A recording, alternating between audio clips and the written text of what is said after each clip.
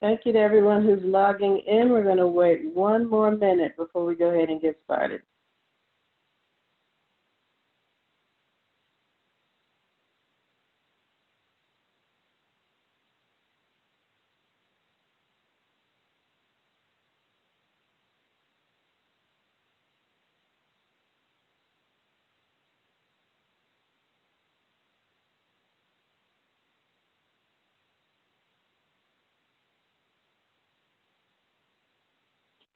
All right, we're going to go ahead and get started. Sarah, if you could give me the thumbs up if you could hear me. Perfect. Okay. Let's go ahead and get started here. Welcome, everyone who is in and logging into our CEF annual budget briefing.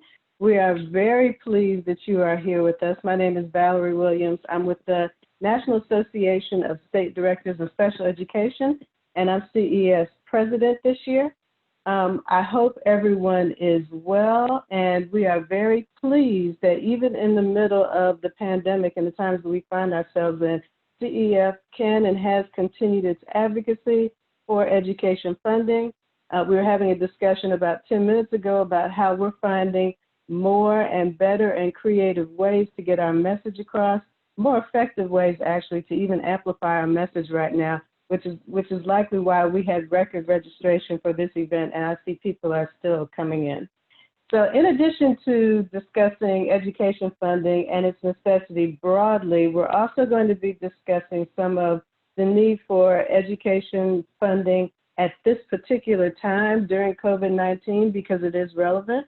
I want to thank all of the panelists in advance for all your time, all of your energy that you put in, for being here with us. We greatly appreciate it, as well as the CEF members who helped invite them from AASA, the School Superintendents Association, from NEA, the National Education Association, the National Council of State Directors of Adult Education, the University of California, Go Cal, and YMCA of the USA. So just for a little bit of housekeeping, all of the panelists will speak, then we're going to take questions. And if any of the attendees have a question, feel free to type it into the Q&A button, and we'll make note of that and do the very best that we can to get around to answering all the questions that pop up. This group is not known for being shy, and the staffers are definitely not shy, so I'm sure we will have a plethora of questions to answer. During this event, you will also hear from all of the other CEF officers. You'll hear from Luis Maldonado, who is CEF's Vice President. You'll hear from Emmanuel Guillory, who is CEF's Treasurer, as well as Cheryl Cohen and Sarah Abernathy, who are CEF's Executive and Deputy Directors, respectively. So I'm going to step out of the way, and I'm going to turn it over to Cheryl Cohen. Thanks, Valerie, and good morning, everyone. We're so excited to have everyone join us today for our first virtual budget book event. One of the things that's actually exciting about doing this a little bit differently is normally this is a CEF member only benefit, and that's because we traditionally do this in person in a room that can only hold so many folks. And today, because we're doing it online, we were able to open the platform up to the broader education community, our Twitter followers, and we actually have a record number of staff. I think we have over 40 Hill staff on the call today, which isn't always possible during a normal Hill day to physically take an hour and a half out of your day and come and do that. And so for those on the call that are non-CEF members, thank you for joining us today. We hope you enjoy the discussion. We encourage you to go to our website, cef.org, learn more about the work that we do, and continue to follow us. The CEF community, as you all know, is the way that the education community comes together across the full continuum of education, from early education, K-12, higher ed, adult workforce learning, and all the wraparound services. And you're going to see that in our panel discussion today. And the reason we do this, everyone has specific policy areas that they focus on, but together as a broad community, we come together to focus on the incredible need for the federal government to do more in the area of education, which, as our members know, and I'm sure everyone on the call knows, has hovered just at about 2% of the budget for really decades. And I think that today's budget book event really happens at just such an important time, because for those of you who've been working in education your entire professional lives, you know how hard it is to get the focus on education at the federal level. And right now we have this moment in time where education is squarely in the center of the conversation. It's at the center as Congress tries to navigate the next relief package and what the needs are for education. It's on the minds of every voter as people think about their kids or grandkids or family members that are going back to school or having to address. And so right now, the opportunity to amplify our voices couldn't be more important. And so the one thing I'm going to mention this morning before turning to Sarah and then to our panelists is to remind both our CEF members and those of you on the call who are not CEF members of the campaign we're continuing next week, which is hashtag Here Are Ed Stories. And the mission behind this is to ask people to take a video to tell your education story, whether it's from a student perspective, from a teacher perspective, a superintendent, a parent, all across the continuum, to sort of tell that narrative about what's happening on the ground, both in this moment and generally in your experience in education. And then post that video to Twitter, if you are on Twitter, and tag your members of Congress and your senators, and tag CEF, which is at Ed Funding. For those of you who are members, we'll be sending an email after this webinar to give you our toolkit and share with you everything you can do. And for those of you who are not CEF members, you can go to www.cef.org and we will have the toolkit available for the general public. And the push is next week. Our goal is to have the week of July 27th, which again will be in the thick of the negotiations over this next package. And I can tell you from Sarah and I and many on the call who've worked on the Hill, if a member of Congress gets 10, 15, 20 video posts from his or her district talking about education and what's happening, it is really powerful. And senators as well. And obviously there's strength in numbers, which is what this coalition exists to do.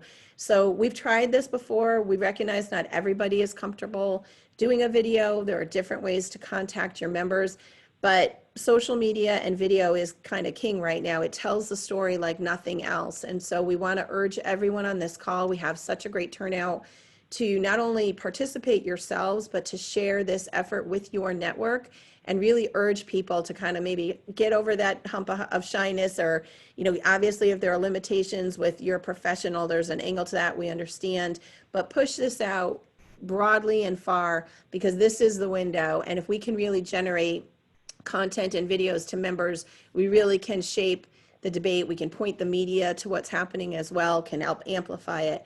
So that's the thing I wanted to emphasize. And with that, I want to turn to Sarah to talk briefly about where we are on appropriations and the negotiations, and then we'll get right into our panelists, followed by your discussions. Thanks for hopping on. Hi, everybody. I'm Sarah Abernathy. I'm CEF's Deputy Executive Director. For those who are new to CEF, you're going to see a very, very brief version of my slideshow, because it would not be a CEF event without a couple colorful education funding charts and my voice of doom and gloom about where we are with education funding. Max, if you can put the next slide up, that'd be great. So, as Cheryl mentioned, education funding accounts for less than 2% of the federal budget. It's a tiny little blue wedge that is a small part of all the non-defense discretionary spending. This is the regular budget. If you add the extra $3 trillion that Congress has already supplied for pandemic relief, and the $30 billion that was for education, the share that is education drops even farther, below 2%, as you'd imagine. So, you know, how does that funding get broken down? Can I have the next slide, please? This year, some of it is emergency funding for pandemic relief. That's the little green bar at the far right of this screen. Contrast that to the last recession. And obviously 2008, 2009 was a different world. And in fact, I would argue that the needs are even greater this year. It's not just an economic recession. There's also, you know, needs that need to be addressed that would never need to be addressed. But the last time there was such a recession, Congress provided almost $100 billion in the Recovery Act for the Department of Ed. And in fact, in 2010, there was another $10 billion that was for the Education Jobs Act. So far, Congress has provided less than $31 billion for education. There is, as Cheryl was mentioning, going to be at least one more pandemic relief bill that Congress is going to be working on in the next 2 to 3 weeks. And that's the chance for folks to speak up and make clear what the needs are in the education world.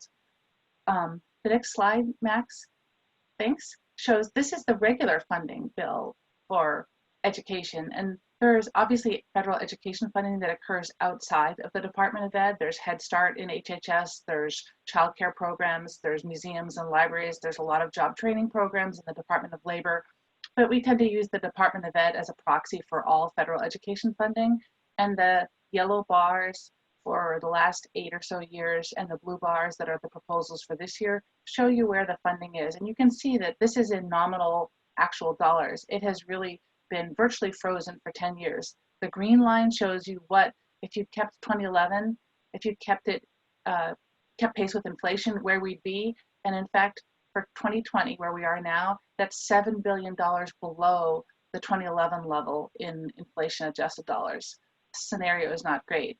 The blue bars, the first one shows the president who proposed a really steep $5.7 billion cut in education funding that Congress, in large part, is planning to ignore. The second bar on the right shows the bill that has gone through the House Appropriations Committee and should be on the floor of the House next week sometime, that would provide funding for the coming fiscal year. And it has a pretty modest $1.2 billion increase for the Department of Ed. Obviously, we would ask for a lot more. That would still leave it well below the 2011 level in inflation adjusted dollars. And in fact, I'll go back one more second for the $66.6 billion request into the president's budget. That is actually what you would read about in the budget book that we are officially releasing today, which provides way more information than just what the president's budget requested, because as we noted, that's sort of not relevant the minute Congress starts acting on the budget itself. Because for each article, it talks about, there's a vignette describing how the program works in the real world, talking about a student or a teacher or a district or a community. There's the history of the funding for the last 15 years. There's a description of the president's request and what the impact would be, and then a description of what the real need is. At the end of each article, there's the contact information for the author, who is one of CEF's members, and that's really helpful for the public, for Hill staff, and for others who might want more information about those programs. So that's regular education funding. And I told you sort of the voice of doom and gloom, where I feel like the $1.2 billion increase for education funding in the coming fiscal year is not very much. At least that's well below inflation. There are caps on spending that are constraining Congress for the regular funding, not for the special pandemic, the supplemental emergency funding. But the reality is, what do people want? They want more funding. Can I have the next slide, please? In poll after poll, you'll see, no matter how you ask the question, this one happened to ask about what are Americans' highest priorities, and this asked about public K-12 education, but there's always a strong support for education funding. And that's something that we are hoping to transmit to Congress through our #HereAreEdStories campaign, through briefings, through information, through letters to Congress, asking for both extra funding for the pandemic relief in this year where there's unprecedented need, as well as in the regular funding bill that provides funding for for categorical programs, for grant programs, for formulas, for students, for student aid, all those different things. So the last slide, please, just shows this is what our budget book looks like. It is on the CEF website. If you go to cef.org, there's some boxes, and the box that's gray in the lower right corner will take you directly to the budget book, where you can download the PDF if you want. There's charts that are available in PowerPoint if you ever want to use them for something. We'll also have a video recording of this webinar there once it's over, so people can see. So we're hoping that this information is useful, and we're hoping it gets transmitted to Congress and to the leaders who are right now thinking about what is needed for education funding for addressing current pandemic-related needs, as well as for ongoing student educational, teacher training, college access, everything, all those things. So that's my little spiel. And I'm really happy. We've got an amazing panel today. I will turn it over to Luis Maldonado from the American Association of State Colleges and Universities, who is CEF's Vice President, and he's going to introduce our panelists. Thank you, Sarah, and good morning, everyone. It's a pleasure to be here. I want to personally thank all of our panelists for joining us today. We have a great lineup. I will introduce them as it's been already indicated in their speaking order. So we will start with Dr. Janet Robinson, who is the superintendent of Stratford Public Schools in Connecticut. She began here in Stratford in 2013 and previously served as superintendent of Newton's Public Schools in Connecticut for 5 years, where she won national recognition for her leadership of the district in the aftermath of the Sandy Hook Elementary School shooting. Dr. Robinson started her long career in education as a substitute teacher before becoming a school psychologist and then a superintendent for 2 other districts. Dr. Robinson earned her doctorate in educational leadership from the University of Connecticut. Our next speaker will be Bethany Meehan-Pullen, who is a 4th and 5th grade resource room teacher at Dirigo Elementary School in Peru, Maine. Her undergraduate work at the University of Maine at Farmington focused on sociology and special education, and she holds a master's degree in inclusion education from the University of New England. Ms. Meehan-Pullen has taught in Maine public schools for 14 years and has devoted countless outside of school hours to after-school programming and reviving her district's drama program. She's an advocate for experiential-based learning and has worked to bring STEAM opportunities to her small rural district. Bethany works in the district's new teacher mentor program and also represents her education association as a contract negotiator. We will then listen to Jennifer Foster, who's the Deputy Executive Director for the Illinois Community College Board and oversees all programs including workforce, adult education, high school equivalency, post-secondary Perkins career technical education, and academic and institutional effectiveness. She serves as the State Director for Adult Education and High School Equivalency Testing in Illinois. Ms. Foster has been with ICCB for over 20 years and has worked with WIOA Title II of Adult Education for approximately 32 years. She served as the past chair of the National Association of State Directors of Adult Education and has worked on many federal and national projects related to adult education and workforce, including as team lead for the Illinois Accelerating Opportunity Project, an integrated education and training program that blends adult basic education skills and career technical education and training. Ms. Foster serves on both the Illinois State Workforce Board and the local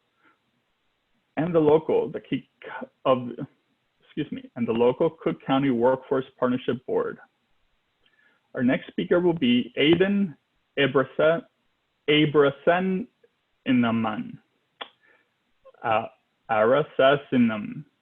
who's a senior at the University of California, Los Angeles, majoring in global studies with minors in urban and regional studies and art history. In his role as government relations chair of the University of California Student Association, he coordinates the advocacy teams of 9 different UC campus student associations at the local, university, state, and federal levels. He especially focused on advancing pro-student affordability and access policies that benefit UC's most marginalized student populations. He also serves and has served on the boards of the Associated Students UCLA and the UCLA Undergraduate Students Association Council and the Urban Unified School District. Our next speaker will be Joshua Ferguson, who's the Assistant School Age Child Director of the Jefferson City YMCA in Missouri, where he is responsible for developing and implementing curriculum for before and after school care and the summer camp programs. He also recruits, trains, and evaluates more than 60 employees.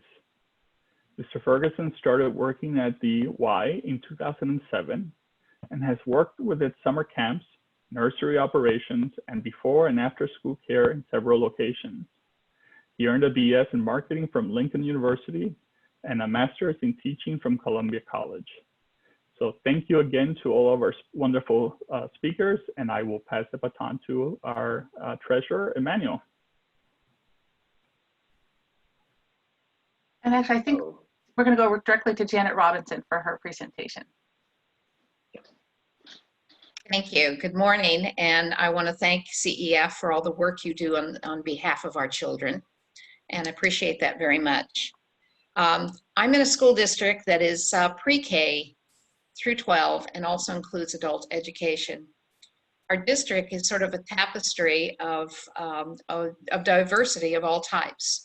And one of the things in our district is we have about 50% of our population is free and reduced lunch. And as I study that from 1996 on, it seems to go up about 2% per year. And with that, we have children who come in from a variety of countries and a variety of other locales around the United States. So we experience a gap in many areas of the education of the children. And some of those children coming in, particularly if they've been in refugee camps or other locations for a period of time, have been out of school for a period of, sometimes a period of years. My purpose today is to really stress the importance of prevention and to really talk about what we can do at the earliest ages. Early childhood education is so valuable in terms of being able to close achievement gaps for children. When we have children who come into us from quality preschool experiences, we see such a difference in the vocabulary and the readiness for learning. We do a screening for kindergarten and we really try to get as many of our children in as possible. And it's easy to communicate with the Head Start and the child care centers, but many of our children are not in either. The parents are not knowledgeable about them. We don't have enough slots in our early childhood programs. And sometimes even when we have slots, the timing of the funding coming in is delayed. It was very difficult this last July waiting to hear whether we were going to have funds to support our programs. When we have children coming in, they're screened for kindergarten and they have been in quality programs, we see that readiness that our teachers are looking for learning. And that readiness is important all the way through their schooling. If a child has a lower vocabulary because of their experiences in terms of not having the preschool education, as they go through school, that gap continues. And we want to do things that help students be successful. Every child deserves to have a quality education. And unfortunately, when you start out missing out on those readiness skills, sometimes they don't get made up along the way. So for us, it's very important. We really see that three sources of funding are essential for us. One is the funds for preschool education, Head Start, and other funding. Secondly, Title I. Title I is something that needs to be increased. We see an increase in the numbers of children who could qualify, but we don't see the same increase in dollars. And then the third would be IDEA. Many of our students have special needs. I know you're going to be talking about that in just a little bit. And we want to do everything we can to make sure those children have a quality education also. So those are the kinds of issues that we deal with. And without enough slots for our children, we are turning them away. Now, we do in fact have for-pay preschool programs within our community. But number one, many of our parents cannot afford them. And number two, those slots fill up right away also. And so the district is really needing to be able to provide more for more children. And if you look at the research studies, you will see that the quality education at the preschool level often sets the course for life for some of these children. So I really plead with Congress to look carefully at continuing and increasing the funding. I appreciated that chart that you had up just a little while ago Sarah, because that chart, it speaks to the angst we have every year as we try to do more for our students, or even to maintain the services for our students when the funding is not keeping up with the inflation. So I think it tells a big story, and I'll be happy to take questions as we go along.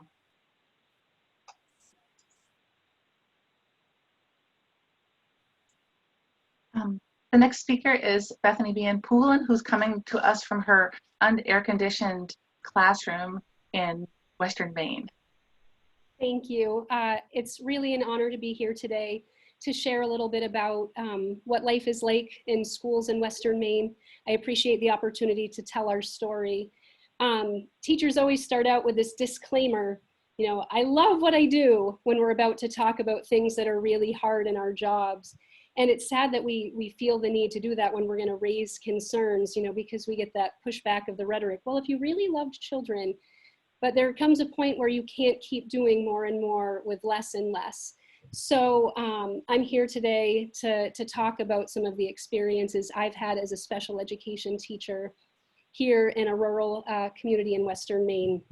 I have a million really hilarious stories that I could share that just demonstrate the beauty of what we do, but I'm going to talk about some of the hard ones today. Growing up further south in Maine, I didn't understand the poverty that existed in some parts of our state until I came to teach here. You know, when we picture poverty, we get some of these images in our head of, you know, being in a city and someone begging for change on a street corner, or maybe a line at a soup kitchen, but rural poverty is really different. It makes the school system really the hub for nearly all social services that our families receive. When we live in an area that covers a really vast geographical region, it's really important to get those resources to people who may not be able to travel 15 miles to the nearest providers. You know, we have families who don't have vehicles, or if they're lucky they have one they're trying to share to get to and from work. Feeding your family becomes more than just a little bit of a challenge when you live in an area like where we live. The only place for some of our families to turn for food and clothing, Christmas gifts, healthcare, dental care, mental health services is our public school here in Western Maine.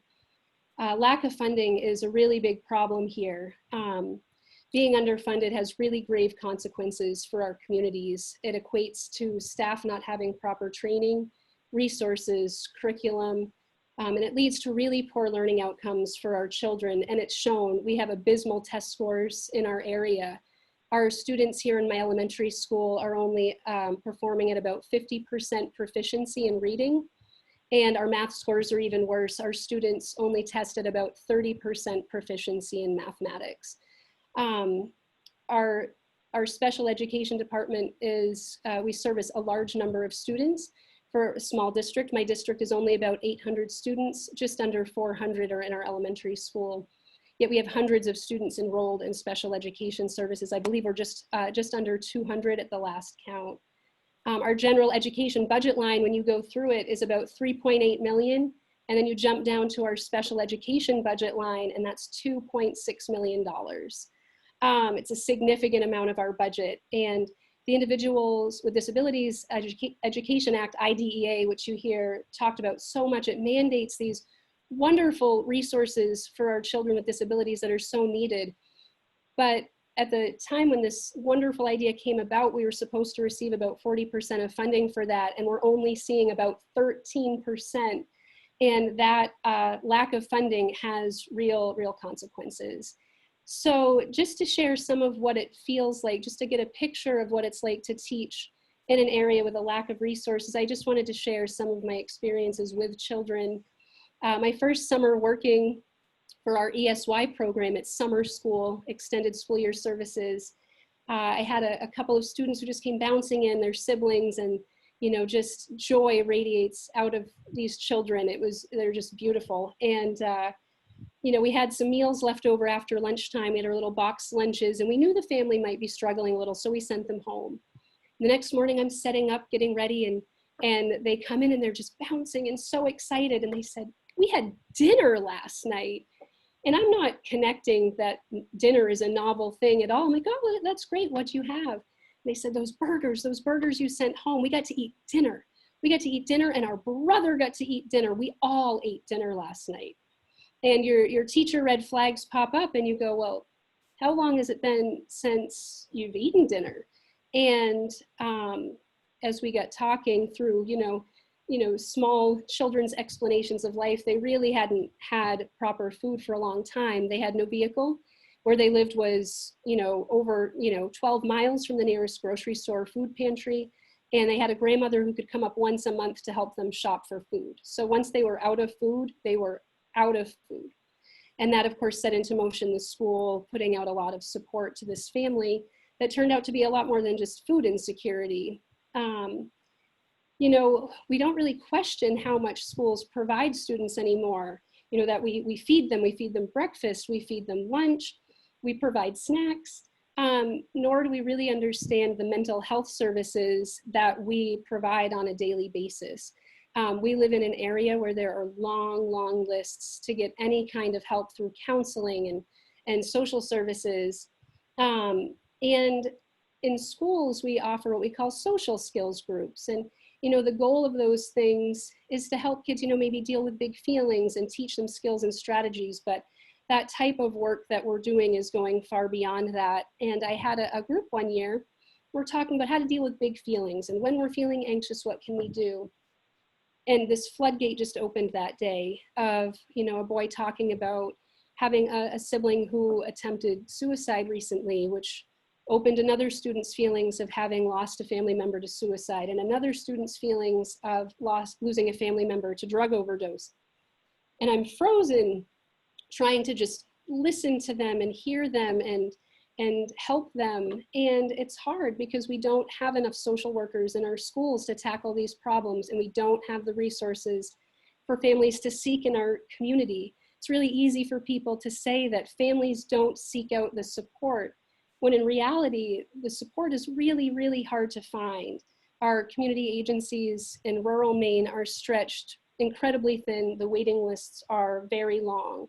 And we have students with significant trauma from these types of events in their lives. We have students suffering from neglect and abuse, and it's really tough on those families to not have that support. And it's just one more layer that the schools are trying to provide. It's like, you're having this flood water pouring on you and you're trying to stop it with your hands. Some of the places that our students live, you don't even think about what types of home environments they have and the physical buildings they're trying to live in. And I had a young lady one year who told me how much she loved to look up at the stars at night. And I said, yeah, it's so beautiful living in the country to see the stars the way we do. And she said, it's really hard when it rains. And I commented that, yeah, it's hard when the sky clouds in. And she commented, well, no, it's really hard because the rain comes in my room. And when she's stargazing, she's not like me gazing out the window. She was gazing through a hole in the ceiling that went clear to the sky. So to her, stargazing when it rained was hard because her bed was getting wet. She had water pouring in where she slept. And one that really got me this past year is we had students living in tents. We live in Maine, and while it might be 90 and very hot today, in the fall and winter it is extremely cold, and they were living in camping tents until we were getting snow. This is the kind of area that we're in. We don't have a lot for shelters to provide people, and some of them are very proud. We have a very proud community who wants to take care of their children. They want to take care of each other, but we don't have a lot to offer to help raise them up. As an educator, I can live without new books. I can teach without math programs, and I have, and I can make do without a lot of things, but I shouldn't have to. The children in my community, they can't live without food. They can't live without safe shelter. They can't live without these resources to keep them healthy and safe, and these resources that are protecting them from abuse, from neglect. And these are resources that the school is providing them, and we're stretched so thin. And when we're trying just to provide the resources they need to survive, it's really hard to then also pay for those academic resources. And when I think about further cuts or even a freeze, it really means that we're trying to check a box to say that we're covering that part of IDEA, but it means we're really checking a box, not that things are getting really well done and done the way that they should be. I feel like our public schools are our best ally to fight this system of poverty and addiction and abuse. And we remain systematically underfunded to try to accomplish all of those goals. And I think about where all of our spending is, like the chart that was shared, and you look at the funding for military. If we funded our military the way that we fund our schools, we'd be the laughing stock of the world. You don't send a soldier to battle bringing their own bullets or telling them, just hold a bake sale to pay for that protective equipment. But we ask our schools to do that all of the time. If we're going to really change the world and make improvements for our society that are really meaningful, and to give our students equitable opportunities to live that American dream that, you know, we're so proud of, we need to be able to offer them the education that they deserve. You know, I will bend until I break to help my rural community, but I shouldn't have to. It's really time to fully fund our schools and regain our position as a world leader in education.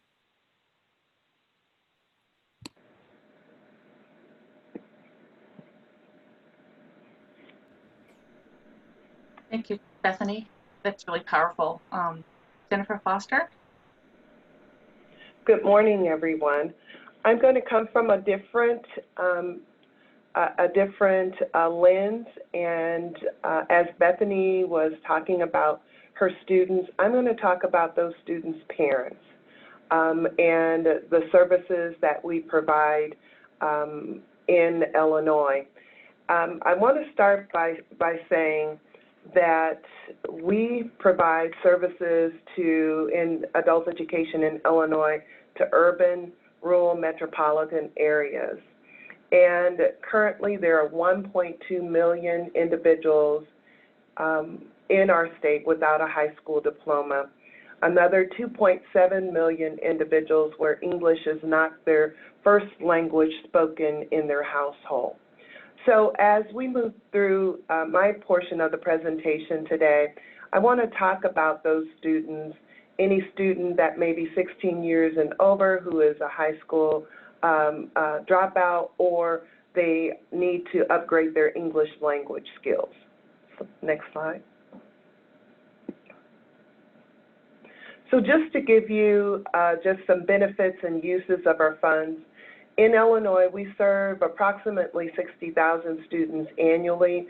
We serve those students in various programs, including IET, or Integrated Education and Training, and also some of our bridge programs that are bridging individuals to post-secondary education or bridging them to the workforce. But this chart, I didn't realize it was so blurry, unless it's my glasses. But as you can see from this chart, 55% of our students that we service within Illinois are our English language learners, followed by our adult basic education learners. Those individuals in adult basic education are students that function below a 9th grade level equivalency. So we're looking at individuals that have experienced some of the things that have already been discussed, including maybe having some undiagnosed disabilities, learning differences as a part of what they do. So we are looking at these two populations of individuals and trying to elevate skills by aligning with Common Core college readiness standards, working with our K-12 individuals.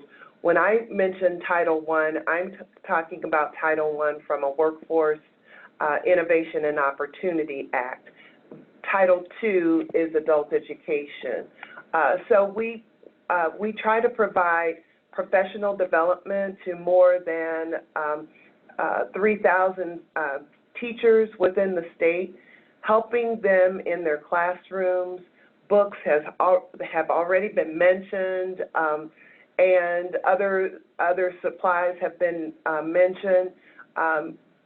Counseling is definitely a huge issue. essential skills, which have been referred to as soft skills. Those skills are necessary for individuals to make that transition into post-secondary education as well as any type of employment and training. I would also mention that with the number of individuals that are graduating from high school, that still won't be enough to fill the talent pipeline. And so what we need to do is focus our energy and our resources towards this population of individuals to help them to develop the skills.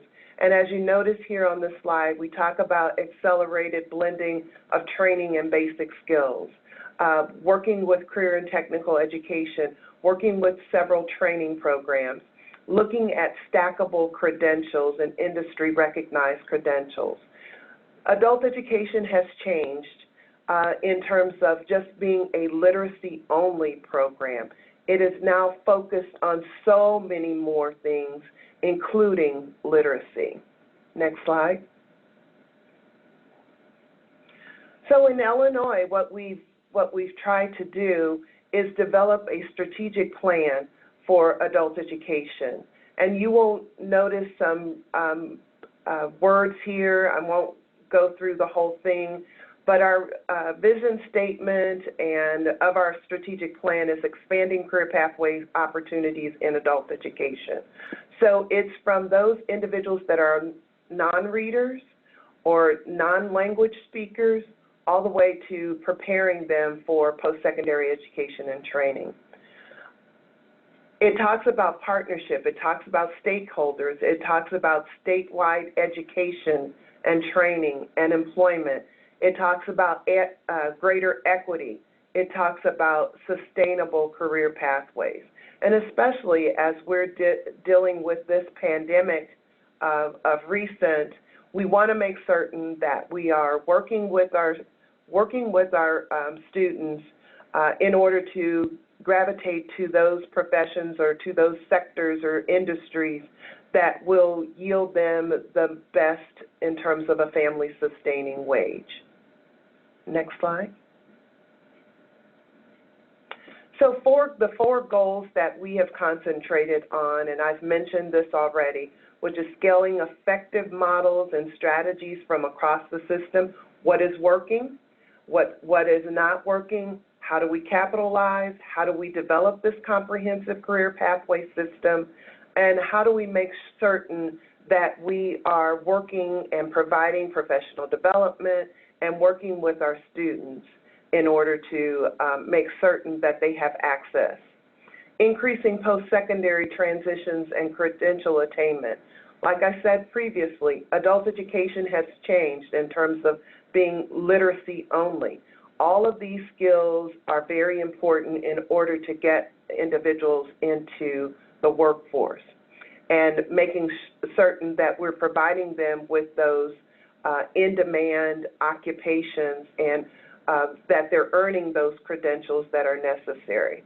Our next goal is strengthen college and career readiness. While our students without a high school diploma or English language learners may not need a 4-year degree, a 2-year degree will help them in order to get them prepared to enter the workforce. And our last goal is to develop lifelong career pathway systems and enabling technologies.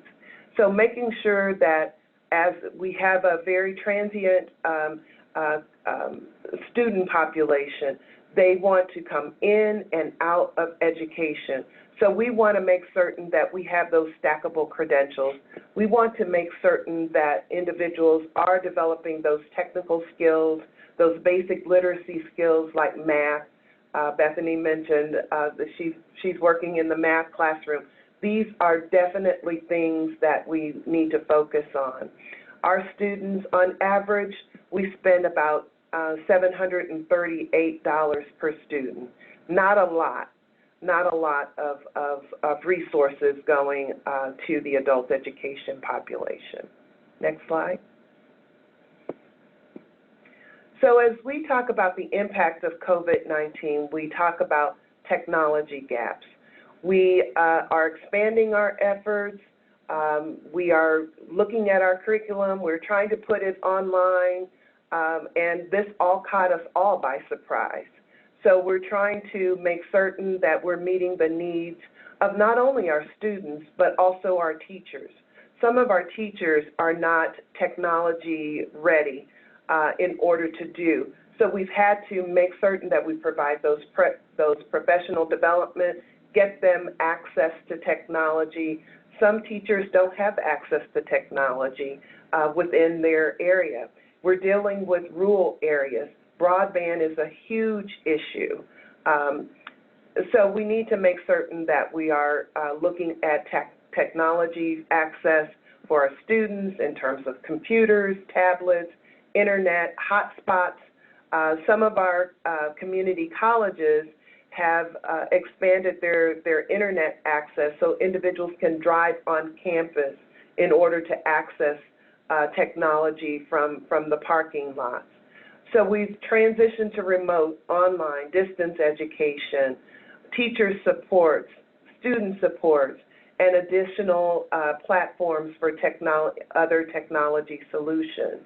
So we're doing this all on the funding that we currently have, and that means that we're not accessing everyone.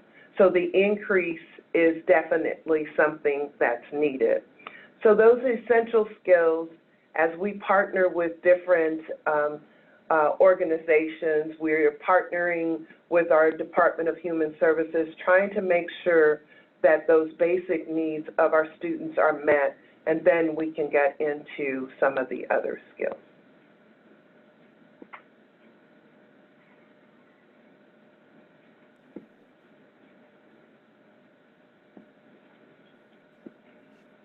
Thank you. Thank If Jennifer's Thank done, we can turn to Aiden Arasassingham. Thank you so much, and thank you to all the panelists and to CEF for your work pushing for increased support and recognition of the work of education throughout the continuum. So my name is Aiden Arasassingham. I'm a rising senior at UCLA, and I, as mentioned, coordinate some of our advocacy for the UC Student Association, which represents over 285,000 students in the state of California and the UC system. And next slide, a bit about us and a bit about us as students. So the UC Student Association is the official voice of UC students across all our 9 undergraduate campuses. Like I said, we represent over 285,000 UC students and work with millions of other students in the state of California, in our California State University and our community college systems, and with our sister organizations throughout the country. We're committed to increasing the accessibility, affordability, and quality of the University of California for its students and for students throughout the country. Next slide. So a bit about us as University of California students. The UC system is comprised of 10 campuses, 9 of which have undergraduate programs. Over 81,000 students, nearly 37% of UC undergraduates, receive Pell Grants, which is the highest percentage of Pell Grant recipients of any top research university in the country. 56% of California undergraduates have their tuition fully covered by a combination of federal, state, and institutional grants, as well as scholarships. And so these students pay no tuition, and more than half of UC undergraduates graduate with no student debt. As many as 41% of UC undergraduates are the first in their families to attend college, and 49% of these first-generation students come from underrepresented communities. So when we talk about higher education, and really public higher education, it's really an engine of social mobility for our most vulnerable student populations in connecting students from early education and K-12 to higher education. And we, public education, higher education educates not only students graduating from high school, but parenting students, non-traditional students, returning students, and is a vital part of this education pipeline. So if you can go on. And this pipeline has really been hit by COVID-19. And I wanted to speak a bit about COVID-19's impact on us as students at UC. One of the main parts, which I'll just highlight, as you can see in the slide, that is crucial about higher education's role in the nation right now is related to COVID-19 because of the research, because of the health systems of our education institutions. Higher education is on the front lines of COVID-19. At my own hospital back at UCLA, you can see right there, UCLA Health was on the front lines when, even back in January, COVID-19 patients were coming into the LA area and were being quarantined and being treated as they were coming from abroad. UCLA and our higher ed hospitals were on the front lines, often the first places in which these patients were treated, and right now are largely the workhorses of the entire system. And our student researchers and our faculty researchers are on the front line searching for a vaccine. And these kinds of costs and these kinds of investments that our higher education institution are making in fighting COVID-19, fighting this one of the largest challenges we faced in a generation, is really remarkable, and it has to go acknowledged. So going on to our next slide. On the student side of it, one of the main ways in which higher education was impacted by when COVID-19 happened was the transition almost overnight from the residential and in-person model of education, which is so prevalent throughout higher education, to distance learning. And that meant almost overnight de-densifying campuses and moving students from their on-campus dormitories or facilities off campus or back home. And this is where the large majority of us students went, from living on campus or in our campus communities going back home.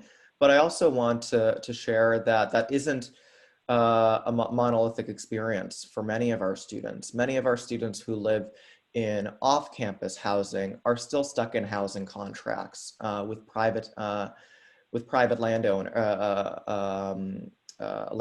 and homeowners, either having to stay in their campuses and their apartments or move back home, but still get stuck in those leases, still having to pay those rates for housing.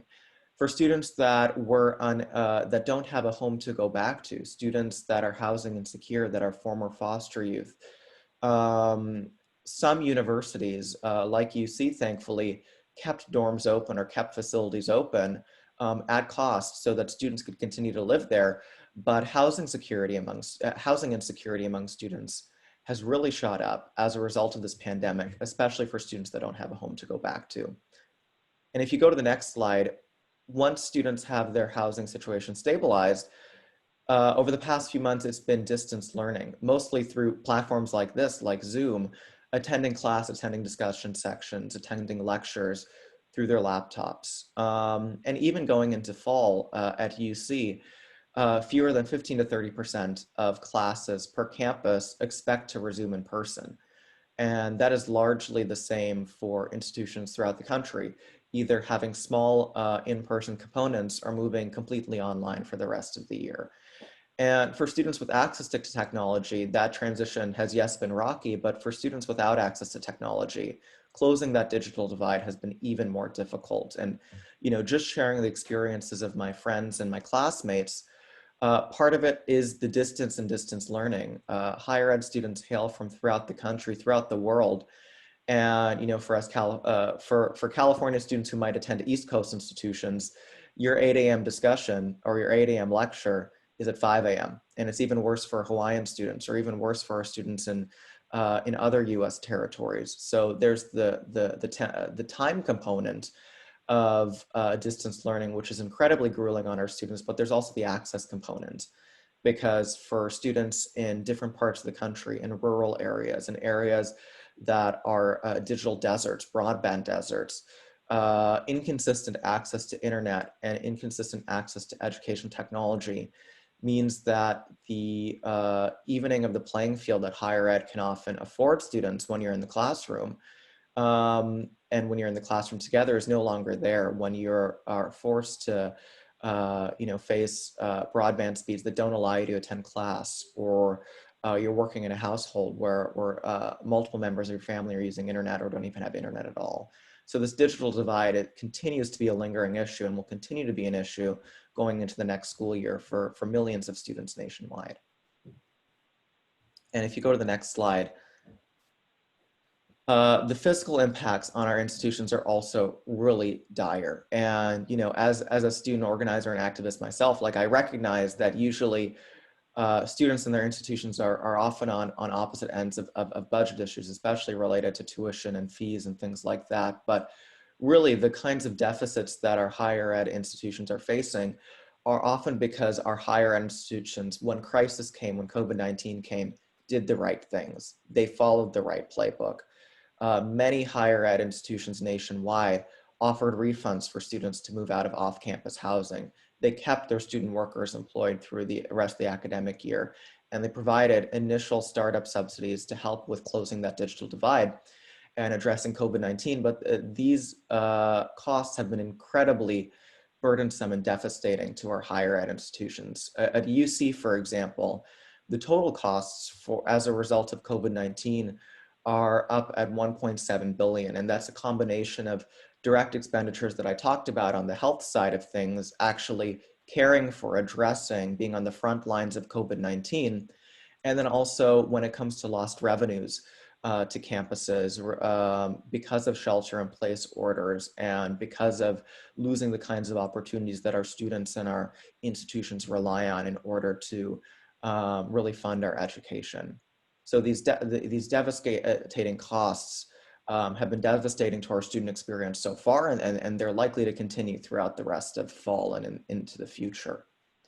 And if you go to the next slide, I also wanted to share that, especially for public higher education, this is complicated by the budgetary realities that our states are facing, because public education is so much a combination of federal funding and state funding, a majority state funding from the states.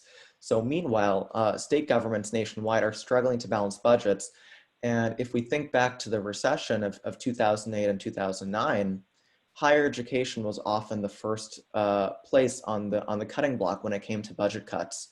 And as we saw in the data from 10 years after, those cuts in higher education ran deep. They hurt students not only during the recession, but in the decade afterwards, and led to an impairment of social mobility for students from high school all the way to returning students, to parenting students, to non-traditional students for the rest of the decade afterwards. And in the kind of economic situation we're facing today, we can't have those same state budget cuts impact our higher ed institutions and impact our next generation of students. And if you go to the next page, so what are some ways in which we can address this in order to really focus our aid and federal dollars and federal support for students who are really struggling the most right now? There are a few ways to do that. Like I said, support for state and local governments to protect public higher education institutions from budget cuts. Another key part is doubling the Pell Grant. Federal financial aid is a crucial part of supporting students. And most students in higher ed are only able to attend higher ed because of a combination of federal, state, and institutional dollars, with the federal component being a large and substantive part of it. And one of the things that I do want to highlight is one of the key parts in which students finance their way through college is working jobs. It's work study. It's working at their schools. And so many of these opportunities have gone away because COVID-19. Campuses, because they aren't in person, because you can't work in your dining hall jobs or your residential life jobs or in your campus, funding your education is so much more difficult. And these calculations, this balance between state, federal, institutional dollars that allow students to go through and fund their educations, for me and my classmates to fund our educations, is so much more perilous because COVID-19. And federal support is a key part of that. Even a slight decrease or even a slight stagnation of that means that our really delicate financial calculations of students are thrown off balance, and students have to make difficult decisions and choices between, staying in school, working another job and maybe dropping out of school, or staying in school but having to choose between housing costs, between paying for their next meal, between doing laundry, between books. And we don't want students to have to face these costs, especially during a pandemic. So while we were really happy to hear as students that the House provided an increase in $150 in the maximum Pell Grant for schools this year, the unprecedented times we're facing really necessitate the urge in doubling the Pell Grant because of these basic needs, these food, housing, healthcare needs that students are facing right now. Other parts are direct institutional and student aid, like the kind seen in the CARES Act. We were really, really grateful that half of CARES Act funds went to institutions to remedy some of the costs issues that I talked about earlier, and then half went directly to students for their financial aid and for COVID-19 relief. And we really need to see that continue as this crisis continues to fester for students. Basic needs support, especially for our most vulnerable students, for our non-traditional students like parenting students, former foster youth students, unemployed students, and low-income students.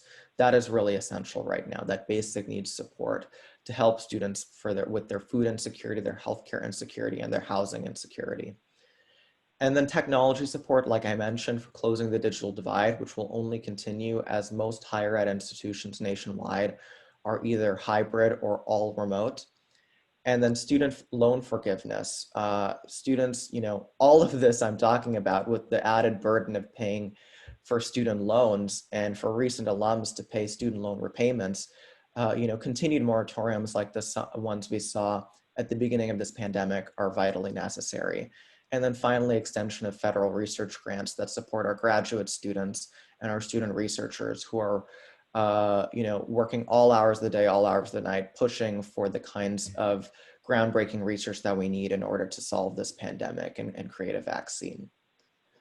So these are ways in which we can really move our federal government and our federal funding to support students at the time they need most. As the CEF's budget book has shown, the president's budget is not what we need right now. We need further investments in higher education, in students. There is perhaps no more pressing time than this. This is perhaps the greatest crisis to higher education that we've seen in over 50 years, since World War II even. And students are fighting a war of their own, fighting for the vaccine, fighting for their education, fighting to meet their basic needs and meet their education. And we need that kind of federal mobilization support to help students in that fight. So thank you so much. Thank you, Aiden. And our final panelist is Joshua Ferguson, and then right after that, Emmanuel Guillory will moderate some questions from the audience. If you've got some, you can submit them in the Q&A button. Thanks, Joshua. Good morning. My name is Josh Ferguson. I am the Assistant School Age Child Care Director for the Jefferson City Area YMCA. I've had the honor of working with thousands of kids over the past 13 years, from playing football and helping kids through long division or guiding a child through issues at home. The Y is more than just a place to get fit. We fill the needs of our communities. It was the summer of 2007 when my Y journey started. I was fresh out of high school and needed a job over the summer to begin saving for college. Little did I know, at that time, it was the start of my career. It didn't take long for me to realize the impact I could make through my work at the Y, and how my job was more than making extra change. It was about making a positive change in the lives of the kids that I serve. That idea was never more evident than whenever I met Trevor. Trevor was a super competitive kid, and he loved sports, and we instantly connected. Trevor and I played a combination of wiffle ball, football, or floor hockey every day.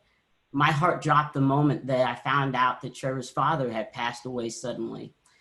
When Trevor finally returned to Y-Care, he gave me the most meaningful hug a child could give. His mom pulled me aside and said that Trevor didn't want to speak to anybody but you. That's when I knew what my job was. My job is to be there for kids, to be present for them, and to advocate for them.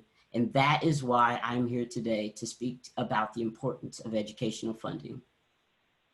At the Y, we believe that all kids deserve the opportunity to discover who they are and what they can achieve. The Y provides the academic and enrichment support youth need to cultivate the values, skills, and relationships that lead to success in school, career, and life. The Y partners in deep and meaningful ways with hundreds of schools across the country to help meet the academic and non-academic needs of children from preschool through high school graduation. 83% of the Y after-school programs are located in school facilities. The Jefferson City Area YMCA works with our school district to operate 10 sites, which are housed out of the school cafeterias. The Jefferson City School District allows us to have access not only to the cafeterias, but to the gym and even classrooms when it's needed. These YMCA school partnerships are based on a shared commitment to the academic success and overall well-being of children, and are built on trust, respect, and the recognition that each partner has a significant role in improving child outcomes. Some of the federal investments that the YMCAs and other before and after school care providers around the country have benefit from are the 21st Century Community Learning Centers program, which funds academic enrichment opportunities before school, after school, and during the summer that gives kids the opportunity to explore STEM careers, participate in service learning projects, develop decision-making, problem-solving, critical thinking, and communication skills, and so much more. Child care and development block grant funding supports economically disadvantaged families by increasing the availability, affordability, and quality of child care, and supports families with children under 13 by helping subsidize the cost of early childhood and school-age care. The Head Start and Early Head Start funding prepares young children for school and life by providing a comprehensive set of skills and services for families, including education, nutrition, healthcare, and more to enhance child well-being. And the USDA child nutrition programs help YMCAs across the country fight child hunger by providing healthy meals, snacks, to more than before and after school and summer camp programs.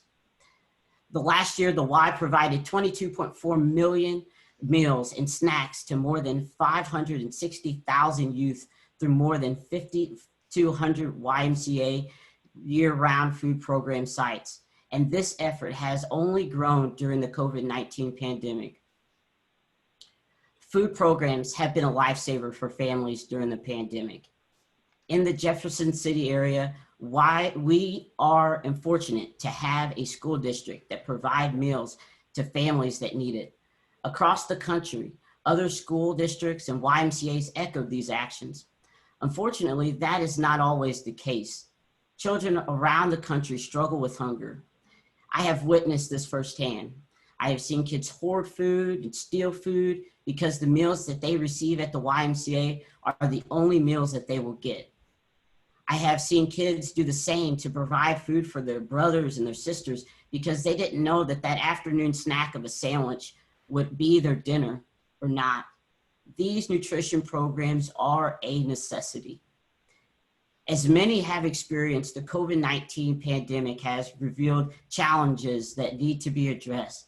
Technology, access to reliable Wi-Fi, tutoring services for students, and STEM programming are some of the issues that my Y is working through. YMCAs across the country are utilizing their available space outside to abide by CDC's social distancing recommendations. Having program space outside presents a challenge of being able to use our electronic sign-ins because we have limited accessibility to Wi-Fi in many of those areas. This makes it hard to uphold our commitment to safety. We use this check-in and check-out system to monitor the comings and goings of kids in our programs and to verify individuals whose child is their authorized pickup list. Being able to educate children using fun activities and projects is a passion of mine. It is important for me to give students the opportunity to learn by working hands-on. Watching a kid's face light up when they have made a rocket from a soda bottle and a hair pump, or need a shower because they made an overabundance of slime, that is what makes my job and learning fun. At my Y, we are looking for opportunities to utilize STEM more, but the materials needed for these projects are not cheap. We need funding to enhance the learning experience for children in our community. If we had more funding, we could ensure that if schools were to get shut down again, we could offer a place where students could complete their virtual learning assignments, receive tutoring services, and provide them with physical fitness opportunities. The lack of funding has limited our ability to offer these services to the extent in which they're needed. There is always a shortage of funding available while community needs for program and services grow. If more kids could access before and after school care programs, Missouri and the country would make a huge stride in closing that achievement gap and opportunity gaps and prepare kids for lifelong success. Long-term success for children in our program is the ultimate goal. And Hunter is the perfect example of how the YMCA provides a place for children to grow through our programs. Hunter came to the YMCA as a 6-year-old. His autism presented a variety of challenges that he faced head on. He struggled at times with his anger and relating to others, but he did not let those challenges define who he was. He applied for our Counselors in Training program, which is geared to provide 7th through 10th graders the opportunity to serve their community while nurturing leadership qualities. Hunter excelled in this program and was a 4-year participant. This year, Hunter now serves as one of our camp counselors. From age 6 to 16, Hunter has found a home at the Y. Learning happens everywhere and all the time, not just during the hours when kids are at school. This is why before and after school programs are so critical. We complement what kids learn in school, provide healthy meals and snacks, help kids find their spark, and so much more. At our core, the Y believes we play an important role in improving the health, well-being, and educational outcomes of our nation's children. Education is important. We must protect our future by investing in our students. Thank you.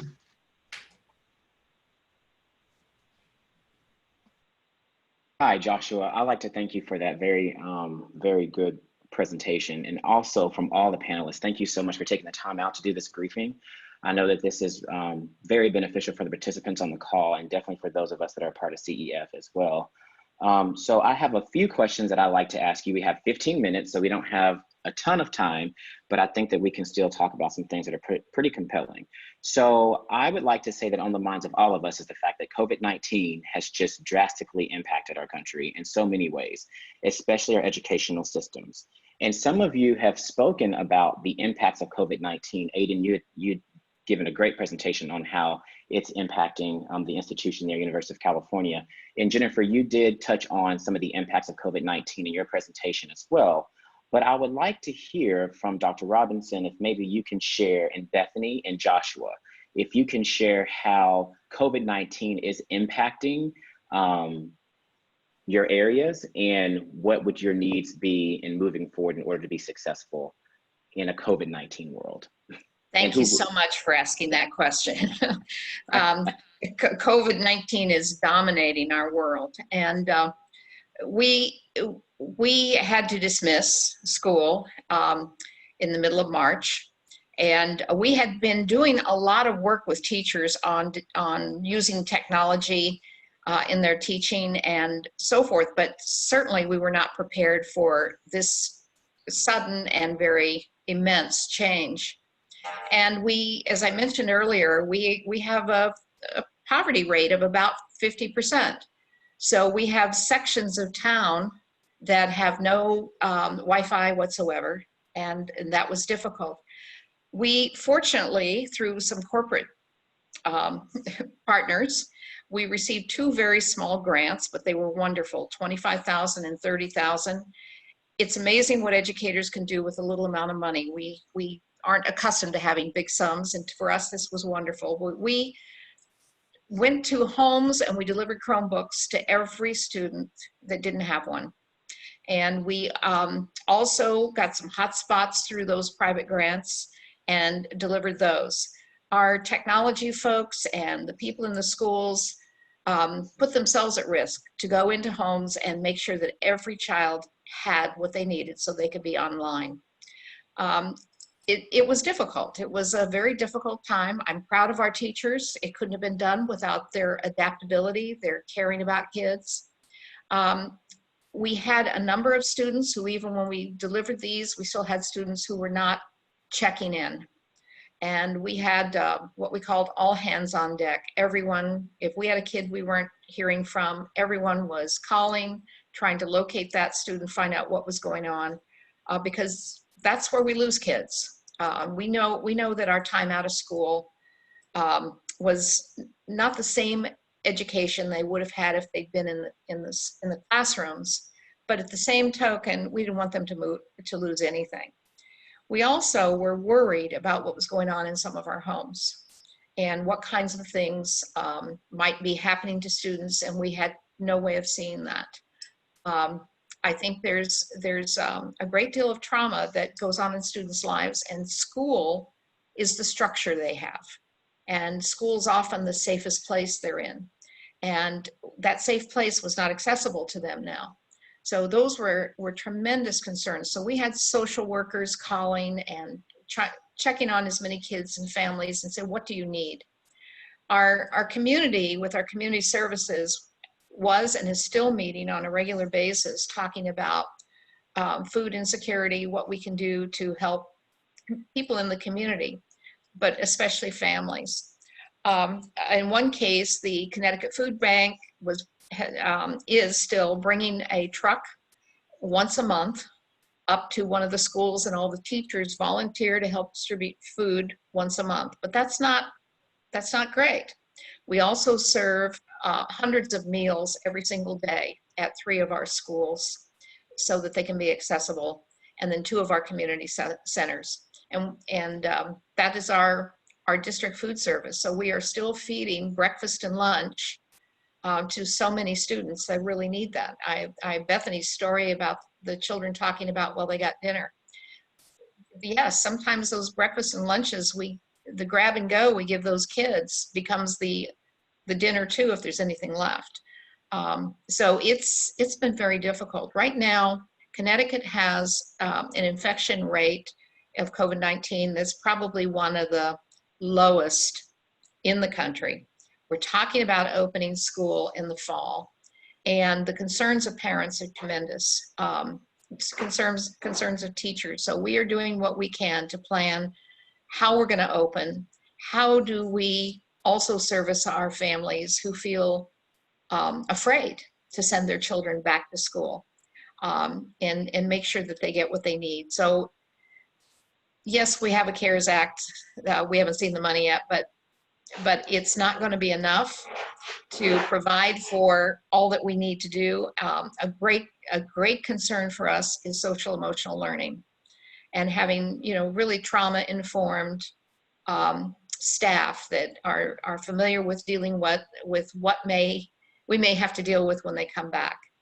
I did a focus group with students last week, just interviewing these students, 6th through 12th grade, talking about what it's been like for them and how do they feel about coming back. Overwhelmingly, they talked about the lack of structure and how difficult it was for them to start to use their time wisely to get things done. And in a couple of cases, the students said they really did learn a great deal by having to organize their time and get things done. And one student in particular commented how he just wasn't doing anything, and his counselor kept calling him and helping him work on his time management. And he says, I'm going to be a senior, but I never thought about what I was going to be doing. I haven't been the greatest student. And he said, my counselor just wouldn't let up, just kept talking to me. And he says, I'm really doing better at my time management, and I really want grades now, so that I know my senior year will be different, but I want to look at my future now. So there were some things that came out of this communication, this one-on-one that was wonderful, that we awakened us and we said, here's a kid on alert. We're not hearing from them. But by and large, we're still worried about the kids that may have had some negative experiences or just lost the structure that they so dearly need.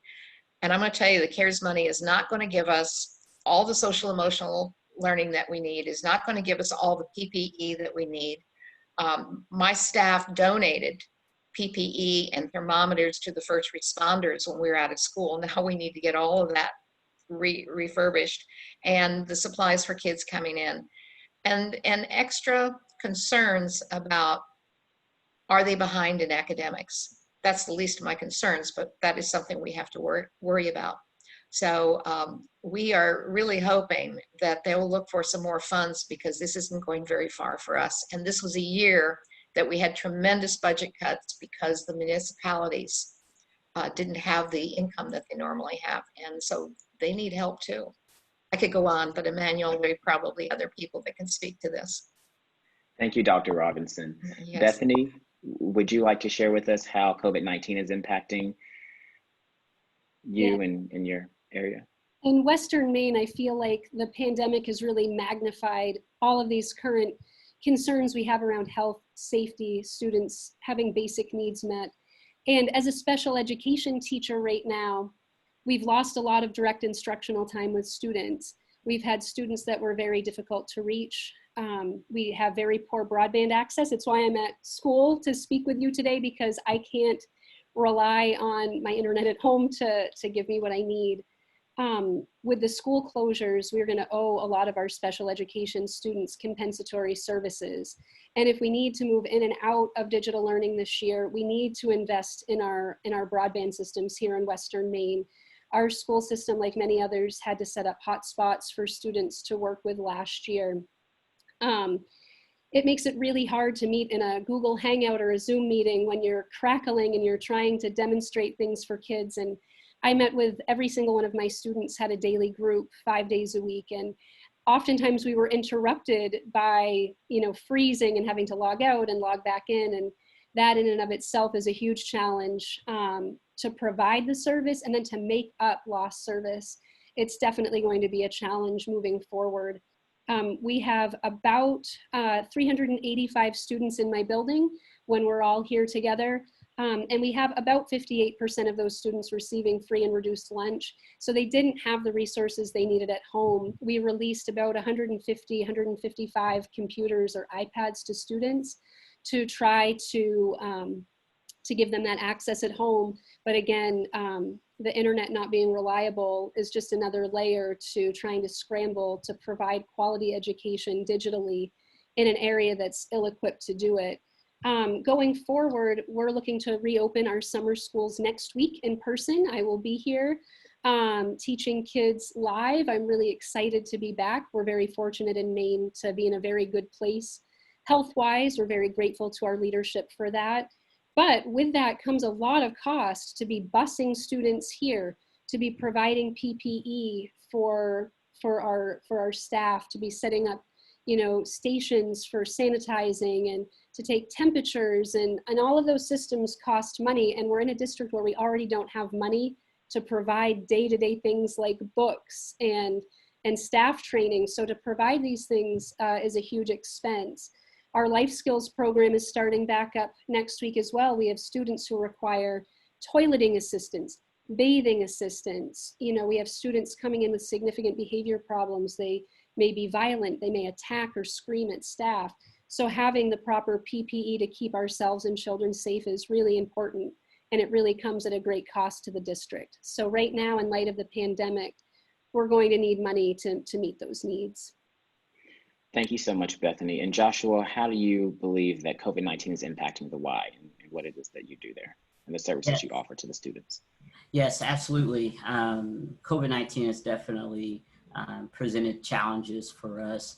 Some of those challenges are PPE and finding the thermometers, finding masks, providing those for our staff. Even just giving our staff and the kids the emotional support that they need to help them get through this time. You know, as a nonprofit, we don't get money from the government, so we need some extra assistance for getting those supplies and things that we need. I would say, you know, we had to be do more with less. We had to be creative, given the social distancing guidelines and being safe. But I would say some of the biggest thing is finding the PPE, getting the masks for our staff, and providing them with the support that they need. Thank you so much for that. We actually also have a question from the audience, Noah Taylor. The question is, how do you expect the school closures and virtual education programs debuted across the country for the fall to impact students' education? And what steps, investments can the federal government make to avoid educational deficits? I believe Dr. Robinson indicated that she would answer this question live, but if either of you have an additional answer to what Dr. Robinson has, please feel free to share that too as well. Dr. Robinson? Yes, thank you. There are tremendous investments that need to be made. Bethany hit upon the fact that we're certainly out of compliance with many of our special education students, and there's going to have to be some compensatory education. That's not free, that costs money. And not only are the compensatory education going to go on, but you've got to do the regular education that those kids are in those students' IEPs at that time too. So this means additional personnel, or at least additional hours. The gap in the learning is going to be tremendous.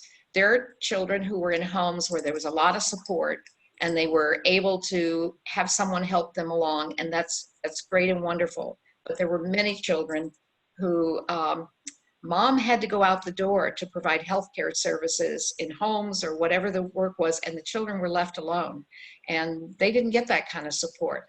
So we know that we're going to have a lot of costs in terms of trying to close those gaps. We were very proud of the work that we've done on closing the gaps prior. Connecticut is one of those states that has some of the richest school districts and some of the poorest school districts. So we have tremendous gaps. Now we are concerned that this has exacerbated those gaps. And so our poorest children are once again going to be the ones disadvantaged educationally. So we would like to see much more available to us to have personnel. Education is very labor intensive. The best thing for a kid is a significant adult working with that student to help them. And we need additional personnel, trained teachers to work on helping students who need the extra help. It's going to be a significant issue. I can't begin to tell you all the costs. It's just amazing what we're finding as we're discussing this every day, trying to figure out the priorities. There are things that we are not going to be able to do that we know are necessary and good for kids because we don't have the funding for it. So that piece, some remediation, some social emotional support for these children, those are going to be really important issues right now. Thank you so much, Dr. Robinson. Does anyone else have a comment they would like to make regarding that question? I would definitely agree there. I think we're going to need to see a huge investment in our after-school programming and tutoring to make up for that lost time. As we continue to try to move kids forward in their day-to-day teaching, we need additional time with them. So we're going to need to make investments in that after-school and tutoring, area of our budgeting, as well as counseling services and helping kids through the trauma that this pandemic has really kind of rained down on them. Does anyone else have anything they'd like to share? I'll add in real quick. Excuse me. As I mentioned, one of the key ways in which students, pay their way through college is with on-campus jobs, and on-campus jobs right now are virtually non-existent. At my own campus, every year, just one small piece of our on-campus jobs is the 500 jobs that go towards student workers who work in our dining halls, in our dorms, in our residential facilities. That's gone to zero because all of our dorms and dining halls are closed. So one of the key ways in which the federal government can invest in students is with, the kinds of money we saw in the CARES Act that go directly towards student financial aid to help cover the loss in income that students are facing from not being able to have on-campus jobs, not being able to work in their communities. And then that same level of funding towards our institutions through the Higher Education Emergency Relief Fund. So, financial aid, and then funding for our institutions, and then funding for distance learning. Like many of the folks before me have said, there are just so many costs, but here are some small ways to start. Thank you so much, Aiden. And we are at time, so I'm going to kick it back to Cheryl. I believe she's going to close us out. Cheryl? Thanks, Emmanuel. And listen, everyone, I just want to thank our panelists. One of the things that makes CEF so powerful is actually the connection to each of the areas along the continuum. I imagine that most of you are spending your time in your silo and focused on your one area. And what is so great about a morning like this morning is we get to really hear the full universe of what's happening in each other's areas and see again how connected they all are. It won't be enough to just kind of answer problems in early learning if there's problems in K to 12, and it won't be enough to solve what's happening in K to 12 if students aren't going to have the resources they need for higher ed. And we always talk on the Hill that our goal is this shared goal, which is to have healthy, educated, strong young adults or adults that are coming back to learning so that they can reach their full potential and participate fully in their communities. And as you can see, in order for that to happen, we have to have the resources for all of these dedicated individuals to do the work that they love. It's really as simple as that. And on the Hill, we talk about we're just not asking for money's sake. We show them the data that shows when things are funded properly, when there are resources, outcomes improve. We get the outcomes we need. So I just want to thank everyone for taking time out of what's already, I know, 24/7, because you're working around the clock to try to address all of these things we discussed this morning. So thank you for your time. And we look forward to working with all of you on this shared goal to get those federal resources across our education continuum. I hope our members and our guests today found the discussion informative, and we look forward to you continuing to hopefully follow us at Ed Funding, continuing to work with us, being part of our Here Are Ed Stories efforts going forward. And as always, if there are any questions post, you can reach Sarah or myself. We look forward to staying in touch with you. Again, our gracious thanks for your time this morning. Thank you. Thank you very much. Take care.